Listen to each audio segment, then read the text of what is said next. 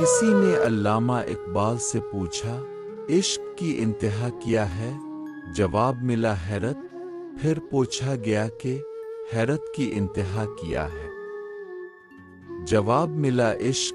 عشق کی انتہا کیا ہے؟ فرمایا عشق لا انتہا ہے، اس کی کوئی انتہا نہیں۔ سوال کرنے والے نے کہا لیکن اپنے تو لکھا ہے، تیرے عشق کی انتہا چاہتا ہوں۔ اپنے مسکرا کر کہا۔